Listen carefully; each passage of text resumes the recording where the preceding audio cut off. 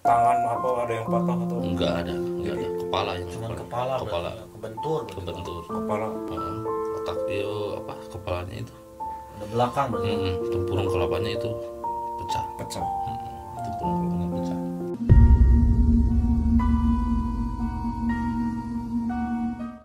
Ipul sekarang menjadi tukang ini ya, apa namanya, ngelepas supplier ini ya, supplier pakan ternak ya. Iya. Oh. Jadi di jalan terus dong Iya, setiap hari. jalan terus. Nah, ngomong-ngomong soal di jalan nih, ini kan kondisi kita PPKM nih, suka dukanya lah, suka duka. Kalau sukanya sedikit sih, kalau dukanya banyak. Nah, dukanya banyak. Mulai penutupan, penyekatan, ya nggak ada duit, nggak dapat langganan, nggak bisa masukin barang kita ke toko karena jalannya ditutup. Oh gitu. Iya, Berpengaruh juga ya pengaruh banget. supplier. Karena kan kita seharian di mobil gitu ya. Nah, yang paling duka nih waktu di jalan. Yang paling duka apa ya yang duka? Apalagi kemarin-kemarin tuh yang paling ngeri ya, dengar suara ambulan. Ambulan. Kenapa? Karena saya bukan kesal ya, jadi lebih tepatnya mah trauma lah kalau dengar suara ambulan itu. Ambulan. Apa karena ada keluarga yang pernah terdampak ya, apa namanya, terpapar corona atau bagaimana itu? Enggak, kalau ini bukan urusannya sama corona. Jadi Tapi kejadiannya itu yang mengalami diri kita sendiri gitu. Waktu dulu sekitar 10 tahun ke belakang lah, waktu masih di kampung gitu ya, merokok dulu apa-apanya. nggak apa-apa merokok dulu, kopinya diminum. Iya, oke. Situ nggak punya kopi. Nah, Wah, ya sudah tuh, bawa sendiri kalau podcast kesini. Wah, kurang langsung ini. Ini dampak PPKM. Oh, jadi ada keluarga yang kapan? Jadi kita flashback ke belakangnya, jadi kejadiannya itu 10 tahun atau 11 tahun ke belakang lah yang lalu kan. Kejadiannya bapak saya sendiri gitu. kenapa? Dulu kan waktu yang namanya di kampung itu ya, saya kan dari kampung ke sini ngerantau. Oh, di sini merantau. Asli orang mana, Pak? Orang Garut, Garut Selatan. Garut Selatan itu di mana? Daerah mana ya? Saya arah ke dari Tolok atau iya, daerah arah ke Bungbulang lah, Ranca Buaya. ya, Ranca Buaya. Cuman masih jauh, masih sekitar 40 kiloan lagi kalau dari tempat saya mau ke arah Ranca Buaya itu ke pantai itu. Sebuah desa kecil lah di daerah itunya. Bentar, ini aku agak penasaran tentang ambulan ini tadi. Ya kan? Yang bikin trauma itu. Nah, yang bikin trauma tuh apa sebenarnya? Apakah ambulan ini telat atau bagaimana? Enggak. Jadi begini ceritanya ya. Saya kan sama bapak buka lahan lah di sananya. Lahan. Buka lahan pertanian. Pertanian. Lahan pertanian. Tuh kita buka lahan gitu. Sebetulnya mah lahan itu punya yang mau garap saya gitu ya. Itu Cuma, punya pribadi? bukan. Itu tanahnya tanah perhutani lah. Cuman boleh digarap asal jangan kayunya jangan ditebang gitu. Itu ada itunya. Ada aturannya dari pihak perhutani. Terus Saya mau garap lahan kan, yang namanya orang tua kan pengen bantu, pengen di sini orang agak kuat ya ceritanya, mau bantu gitu. Saya nggak apa-apa, saya udah nyampe di lahan yang mau kita buka, bapak datang gitu mau bantuin. Bapak mau bantuin? Ya mungkin biar ada senang lah lihat anaknya ada kemauan gitunya. Selain kan saya dulu karyawan gitu, bapak saya juga karyawan kan, jadi biar ada penghasilan tambahan lah mungkin ya. Kita buka lahan gitu. Singkat ceritanya kita udah waktu itu udah mau sore lah ya, mau sore kita bergegas pulang lah. sambil bawa kayu bakar pulang itu. Masih ingat saya, masih ingat persis tuh itunya. Kayu bakar dipanggul. Dipanggul, dipikul gitu ya. Dua-duanya bawa kayu bakar. Dua-duanya pakai kayu bakar. Karena si posisi pulang itu kan si jalan-jalan itu belum terbentuk gitu ya. Masih jalan setapak. Masih jalan setapak lah. Waktu itu belum. Berapa jauh itu, Kak? Dari hutan. Kalau ke rumah sih nggak terlalu jauh lah. Kalau adalah 2 kilo. 2 kilo. Lumayan 2 kiloan lah. Cuman si lahan yang saya itu teh berada di bawah lembah gitu. Jurang. Di bawah gitu. Jadi posisinya teh begitu. Jadi pulang itu harus nanjak. Pulang itu harus nanjak kan, ke atas gitunya. Di bawahnya jadi menelusuri sungai kan, di bawahnya itu sisi sungai. Saya di belakang sama bapak saya di depan.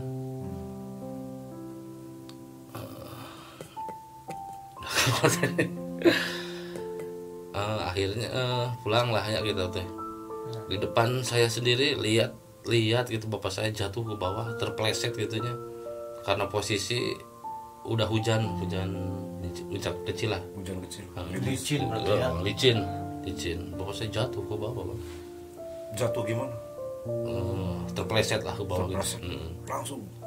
Ya, merosot gitu, nggak guling-guling sih karena itu ya. Jadi si tanah itu di atas batu gitu diinjak, otomatis kan tanahnya itu longsor berarti ya, longsor sedikit ya gitu. Diinjak gitu, pasti jatuh ke bawah gitu ya. Jatuh ke bawah. Nah, saya kan saya sampai itu dilempar lah, yang saya bawa itu dilempar mah. Kayu yang bawa teh. Dilempar, saya ngejar bapak saya, udah kakek aja Bang, udah ada di bawah bapak saya dengan posisi ya jatuh ke batu lah. Jatuh ke batu. Menimpa batu jatuhnya itu posisinya. Waktu itu ya udah agak inilah, saya juga udah teriak-teriakan di situ. Kan masih banyak tuh orang di atas yang masih di ladang. Masih ada orang. Masih ada orang. Saya teriak-teriak itu. Posisinya gimana? Jatuh. Jatuh 15 meteran lah. 15 meteran. Wah, 15 tinggi meter. ya. 15 meteran ke 15 bawah. meter ke bawah ya. Terus cederanya? Waktu itu ya darah lah. Saya makanya saya kalau di jalan sekarang lihat orang kecelakaan di jalan udah agak sanggup saya. Udah agak sanggup lihat. Tapi ada yang kesana yang nolongin. Ada. Terus itu ada yang lagi nyari rumput. Terus ya ada yang lagi di ladang ya, di ladang mereka gitunya. Saya kan teriak-teriak kencang-kencangnya karena posisi saya di bawah lembah itu. Akhirnya ada kalau nggak salah 4 orang atau 3 orang ya, 4 orang lah kalau nggak salah. Rekan-rekan petani. Datang ke sana, ada apa, lihat itu mereka udah gak ngomong lagi, udah langsung evakuasi karena jadi yang terlihat pada saat posisi jatuh itu si bapak terdiam atau masih bisa itu Bang, istighfar dia terus, astagfirullahaladzim, masih terucap, masih terucap. Cuman yang saya jadi panik kan darah keluar dari telinga, dari hidung, udah keluar. Bawalah ke itu. Terus kondisi fisiknya udah gak bisa apa-apa lagi, udah dipanggul gitu. Tangan apa ada yang patah atau enggak ada. Kepala yang kepala bentur. Kepala. Otak kepalanya itu belakang berarti. Tempurung kelapanya itu pecah. Tempurung kelapanya pecah.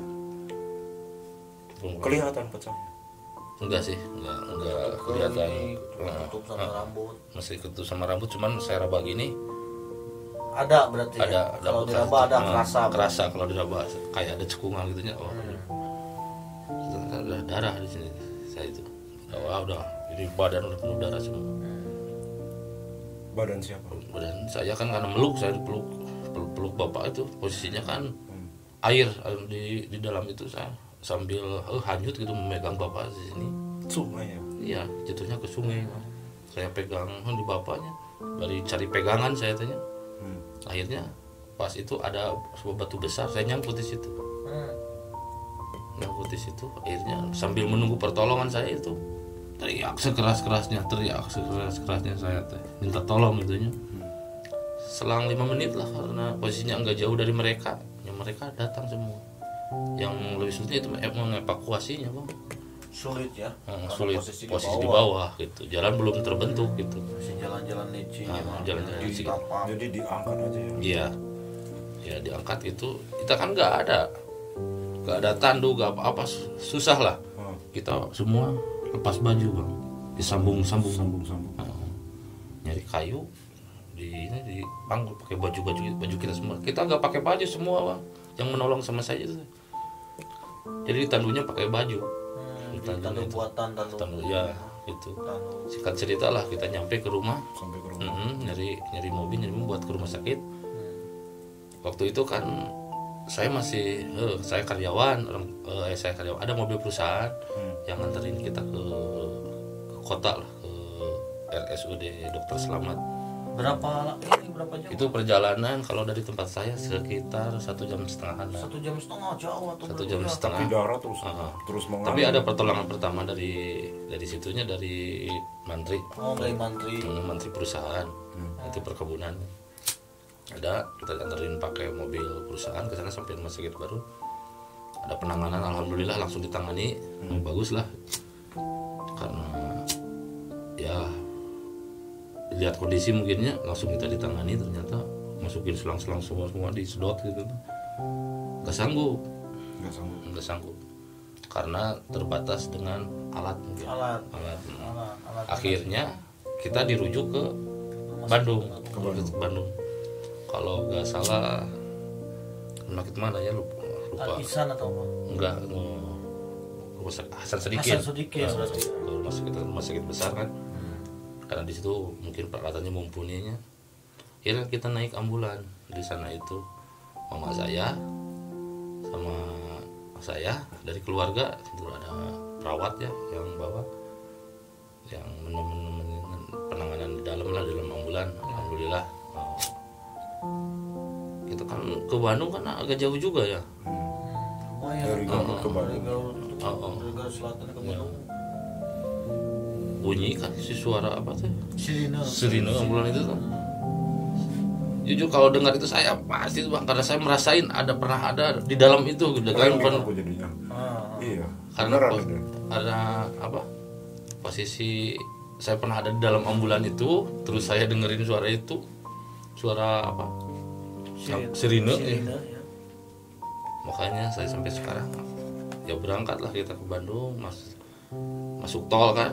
Udah masuk tol ya, akhirnya itu bapak saya meninggal dalam ambulan itu gitu kan. Meninggal dalam ambulan itu, belum nyampe, masih jauh, masih di tengah-tengah itu. Kalau gak saya lewat pintu tol Buah Batu. Udah mau sampai ke baru sampai situ, mau nyampe, bukan mau lewatin, pedih banget itu aslinya itu. Makanya sampai sekarang saya kalau dengar suara ambulan, karena trauma saya masih trauma. Ya. 10 tahun yang lalu gitu. Kalau diingat-ingat tuh masih saya kan kehidupan di jalan lah ya, tiap hari kan di jalan, saya bawa mobil kan ya. Kalau karena apalagi bulan-bulan kemarin tuh yang hampir tiap jam itu dengar ambulan gitu. Perasaan saya mau gimana gitu, udah trauma berat mendengar. Pernah nangis gak pas dengar suara ambulan? Iya, saya kalau sekarang sih udah, kalau dulu mah kalau dengar suara ambulan pasti ingat almarhumah ya. Tapi yang saya lakukan sekarang, setiap dengar ambulan atau berpapasan sama ambulan yang ada suaranya itu, saya selalu kirimin Al-Fatihah bang. Akhirnya si ambulan itu putar balik lagi, keluar tol Buah Batu, masuk lagi tol Buah Batu. Ya, masuk lagi. Waktu istirahat gitu kan, kita istirahat makan ya, makan baru di lahan yang mau kita buka itu. Ada sih pesannya itu. Ada pesan yang masih teringat nggak sampai sekarang? Yang 5 waktu aja bang. Oh itu pesan itu sholat. Pas waktu di kebun, ya, waktu pembukaan lah. Ya. Jujurlah saya dulu masih belang-belang lah. Itunya, itu pesan dia. Di pesan beliau adalah sholat waktu. Jangan pernah tinggalin sholat. Pesannya itu kan yang 5 waktu, yang saya membekas di hati tidak tahu. Nah, kita mati sekarang. Kita sekarang sehat walafiat, bisa masih makan. Beliau ngucapin itu dulu sebelum. Iya, ngucapin itu dulu.